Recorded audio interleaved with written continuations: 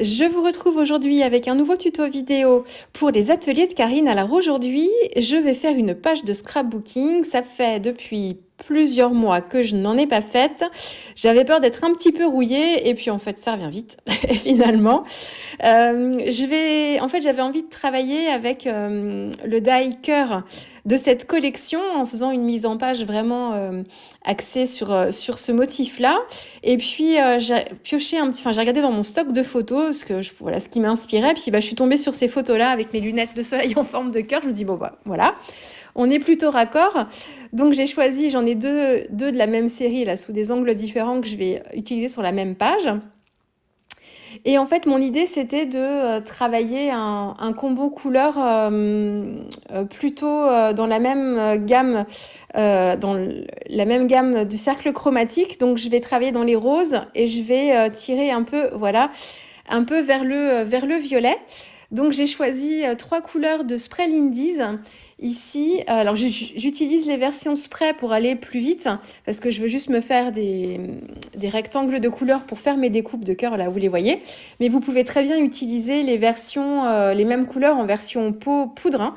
Ce sera la même chose, il faudra bien la diluer un petit peu avant dans votre palette, mais vous pourrez l'utiliser comme une encre aquarellable. Donc j'ai un rose qui s'appelle le Raspberry Limonade. J'ai le High Maintenance Magenta, je vous l'ai dit à la française, et le Martian Magenta. Donc ce sont trois couleurs de Spray Lindy's que vous retrouvez aussi en version peau. Et ils font partie d'un set. Le Martian Magenta, je crois qu'il fait partie du set Outer Space. Le High Maintenance Magenta, c'est le set Drop Dead Diva. Et le Raspberry, c'est Under the Broad Walk, quelque chose comme ça, je crois. Voilà, donc vous les retrouvez aussi. Là, c'est les versions spray, mais en poudre aquarellable. Ça fonctionne exactement de la même façon. Il faut juste bien les diluer avant. Et puis après, on les applique sur le papier. Je vais vous montrer comment j'ai fait mon fond. Ce sera à peu près la même technique. Donc, j'ai fait mes trois couleurs. J'ai découpé les cœurs. Au début, je voulais récupérer que le contour du cœur. Et en fait, j'ai préféré partir sur des versions pleines. Par contre, je les veux en différentes épaisseurs. Donc, je veux le cœur du cœur, d'un certain niveau en fait. Et puis j'ai fait deux découpes en fait du contour du cœur pour mettre ces deux découpes, les superposer et me créer une surépaisseur. Donc j'ai un bord en fait plus épais et ensuite j'ai le fond du cœur. Donc là, je suis en train de recomposer un petit peu tout ça. Donc encore une fois, je ne sais pas trop ce que je veux faire. J'essaye de voir, je scrape rarement en fait deux photos d'un coup sur ma page. Donc déjà, je voulais voir un peu comment j'allais faire. Donc j'ai choisi plutôt de les travailler en décalé. Et je vais faire une mise en page comme je fais souvent assez centrale. Et ensuite, c'est la tâche voilà, que je suis en train de faire ici qui va déterminer un petit peu ma composition. Donc là, je reprends les sprays, je les applique sur un petit morceau de plastique assez souple et que je froisse bien. Et je viens pchiter, alors je remets de l'eau ou pas, suivant ce que je veux, si je veux quelque chose de plus dilué ou pas.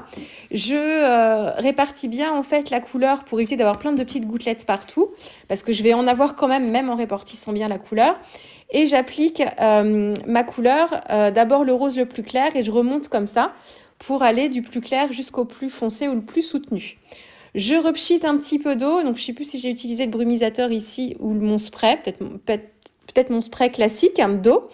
Et pourquoi je fais ça? C'est pour venir en fait diffuser la couleur et me créer des petits effets en fait vraiment tout autour. J'ai pas pchité directement le spray sur le fond de page parce que j'aime pas le côté moucheté complet. J'aime quand il y en a un peu, mais pas trop, et j'aime surtout quand il y a pas mal de blanc. Donc je préfère d'abord appliquer mon spray soit sur une base qui est déjà mouillée, donc je peux pchiter de l'eau d'abord et puis mettre mes sprays après. Ou alors sur le petit morceau de plastique comme ça, et je viens mettre le spray ensuite pour éclater un petit peu les pigments et la couleur et que ça se diffuse.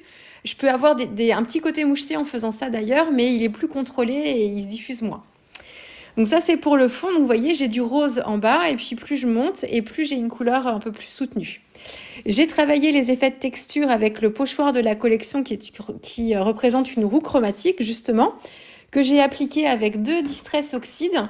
J'ai la première qui est un rose, c'est le Warm Lipstick qui se rapproche du rose que j'ai utilisé avec mon spray Lindy's. Et puis le deuxième, c'est le Seedless Preserves qui se rapprochait de ma couleur un petit peu plus violacée. Donc je fais comme ça, j'ai ma mise en page qui commence à se dessiner un petit peu, donc je la fais... en fait, c'est vraiment mes 2 photos mises en décalé, une plus basse que l'autre, qui me donne vraiment ma mise en page. Et j'essaye de faire une mise en page comme ça, qui va venir un peu verticale, qui va descendre un tout petit peu. Et là, je suis en train d'ajouter des détails, en fait, à ma composition. Donc, ah oui, la texture. J'ai complété la texture de mon fond avec le tampon de fond texte de la collection. Il n'y a que des produits de la collection Rainbow ici. Donc, j'ai fait plutôt en bas, en fait, j'ai fait comme une diagonale, en fait, en bas à droite, et puis j'ai continué un petit peu en haut à gauche. Je fais pareil avec le tampon de fond, ça c'est un tampon fleur de la... Enfin, un tampon de fond, non, mais je l'utilise en fond. Il y a une grosse fleur sur la très grande planche de tampons de la collection Rainbow, que j'utilise aussi en diagonale, donc je les mets 2 par 2, en bas à droite, en haut à gauche. Et puis, je repositionne mes cœurs, voilà, pour comment déterminer un petit peu l'emplacement de tout ça et voir comment je complète. Et puis, je rajoute des détails. Donc, j'ai été inspirée par l'un des papiers de la collection qui représente des petites pastilles de couleurs comme ça. D'ailleurs, j'en ai détouré certaines. Mais on est dans des couleurs un petit peu plus pastel et le mauve était trop doux par rapport à la couleur que j'ai utilisée moi. Donc, en fait, j'ai repris l'esprit de ces pastilles, mais je les ai juste, moi, découpées, comment? J'ai fait un rond, mais au ciseau, grossièrement, en fait, j'ai pas tracé un rond bien régulier. Je les ai fait comme ça à l'œil, pas forcément très très rond, un petit peu, voilà, avec des bords, je vous dis pas comment, pas très droit, c'est pas le mot parce que c'est courbe, c'est courbé, mais vous voyez quoi, pas forcément bien uniforme. Et voilà. Et donc comme dans les fonds qui m'ont servi à découper mes cœurs, il me restait suffisamment de place. J'ai fait des gros ronds, des plus petits dans chacune des couleurs, et puis j'essaye de voir comment je peux les placer. Là, je suis en train de récupérer aussi dans l'un des papiers imprimés avec plein de petites cartes en fait sur le thème des couleurs et des associations. Là, par exemple, sur le rose, c'est le thème des bonbons. Et j'ai détouré en fait les petits bonbons plutôt ronds. Que je viens ajouter comme ça. J'ai sorti les die cut calques aussi pour voir si j'allais les placer, mais en fait, je vais pas les utiliser finalement. Je vais changer d'idée à la fin. Et là, je commence à consolider un petit peu plus les choses en mettant un point de double face en fait à l'arrière de mes photos et de mes cœurs. Vous savez, comme d'habitude, hein, je fais des blocs d'embellissement comme ça, et ce qui me permet en fait de pouvoir continuer à travailler un petit peu le fond si j'ai besoin, comme là pour mettre des petites gouttes de Posca noire. Et ça me permet d'ajuster et de replacer les choses. J'ai jamais une idée précise à l'avance de ce que je veux faire. C'est vraiment en fonction de l'avancée de ma page que je vois ce qu'il faut que je rajoute ou pas. Donc, quelquefois, je fais des tests, je positionne, je place, j'enlève et je colle au fur et à mesure les éléments. Donc là, c'est ce que je suis en train de faire. Je suis en train de compléter petit à petit. Donc, il me fallait un texte. Donc là, j'ai utilisé un die cut de la collection Rainbow, I Love My Life, puisque là, avec mes lunettes en forme de cœur, voilà, c'est pour voir la vie côté bisounours, on va dire. Ça fait du bien de temps en temps. Côté un petit peu positive attitude. Donc, ce die cut qui me servira de titre. J'ai aussi un stickers étiquette de la collection qui est dans les teintes de mauve, que j'ai coupé en 2, en fait, par le milieu pour agrandir un peu ma ligne. Me faire comme si j'avais comme ça des étiquettes, 2 étiquettes alors que j'en ai qu'une, parce que je ne vais pas utiliser le bas. Mon étiquette avec le texte va venir se placer plutôt sur le bas finalement. Après, j'ai changé d'idée, mais plutôt sur le bas. Donc voilà, je fais ma petite mise en page au fur et à mesure comme ça. J'ai utilisé un die cut calque ici, c'est la petite pastèque que j'ai mis derrière, mais ça me gêne parce que j'ai qu'un seul élément calque à la fin. J'essaye d'en mettre un deuxième, mais ça me va pas. Et en fait, ça, je l'ai fait même après avoir pris mes photos. Donc, vous allez avoir... j'ai recommencé les photos parce que il y avait quelque chose qui me gênait. Je ne saurais pas vous dire quoi. Peut-être que c'est le côté calque avec un fond très coloré derrière. Moi, mes calques, j'aime bien les utiliser sur des fonds blancs, en fait, majoritairement. Et là, je trouvais que ça manquait de lisibilité de l'utiliser, celui-ci. Donc, je vais l'enlever après. Bon, pour l'instant, il est posé, mais je vais avoir pas des remords, mais voilà, quand il y a en général, c'est très rare quand je reviens une fois que la page est finie, que j'ai pris les photos, c'est terminé. Mais là, ça m'arrive de temps en temps de revenir sur un détail. Alors, c'est un détail qui pour moi change tout, mais c'est encore une fois très, très personnel. Voilà, donc j'ai mis des petits détails encore avec des petits motifs de cœur tamponnés. Donc, je les place par 3 pour venir former un petit triangle aussi, pour rappeler un petit peu ma mise en page. J'ai placé mes petits bonbons, j'ai fait les gouttes de Posca noir, et je fais un cadre tout autour. J'en fais 3 même, à main levée pour le côté un peu freestyle de la page. J'ai mis des petits aiguilles à main levée en haut à gauche et en bas à droite. Et en fait, j'ai enlevé ma pastèque en calque et je l'ai remplacée par un papier, enfin une chute de papier que j'ai coloré avec les mêmes encres Lindy's. Donc dans des tons roses pour la partie que j'ai mis, vous le voyez, là il n'est pas collé d'ailleurs, j'ai même juste placé, il faut que je le colle. Donc à la droite de ma photo, parce que j'avais un fond rose à cet endroit-là, donc j'ai fait un fond rose et j'ai tamponné ma pastèque dessus et j'ai détouré ensuite. Et j'ai fait la même chose pour faire un petit rappel, toujours en diagonale.